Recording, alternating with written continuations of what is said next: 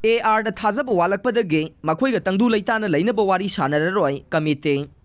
Manipur da thokliba kanglupki irang asida palel area da khundaminariba kanglupsingi marakta kunmathoi suba AR na chatharagliba thawong kaya asina maram oiraga palelgi miyamna kunmathoi suba AR bu thazaba walakle maram aduna makhoi yauna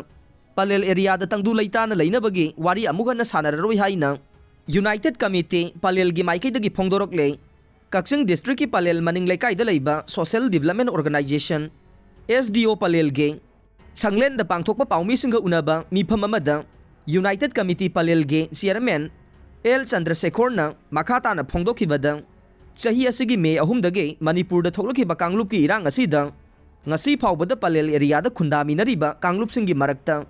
pamdaba thogan indaba thokdok sing thogandana Tangdu leitana leiminaduna lakliba State Force kunmathoi suba AR amasung tongan ba Central Force ka punna hotnaminaduna lakle adubu laibak thibade kunmathoi suba AR gi commandant Avimaniu hauji mitei singdo onsinduna tangdu leita bagi wari sanakiba adu thugaina ba hotnaduna lakle handaktasu kakching amasung palel ani gi fauna ba asamba lambi ama oiriba lawyai lambi da nauna amuk bunker sajinduna mitei miyamna satokasin tawbada apan ayet pinana ba Honarakhiba amade mitai miyamdo onsinduna otpagi thawong kaya asina maram oiraga kunmathoi suba AR da thamlamba thajaba adu ngasidagi makhata na thamlaroi makhoina sinba tangdu leitana bagi wari sanabadasu United Committee palel na saruk yararoi adumoina mak palel area da leiminariba kanglup maselgagi marakta amaga nungsi sanana amasung tangdu leitana leiminana bagi damakta makhata na wari watai di sanakhigani haikhe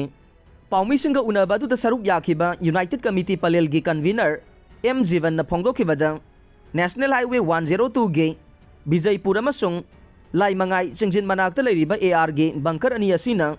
lambi sida sathoksin tawriba miyamda khudong sadaba kaya mayokna halle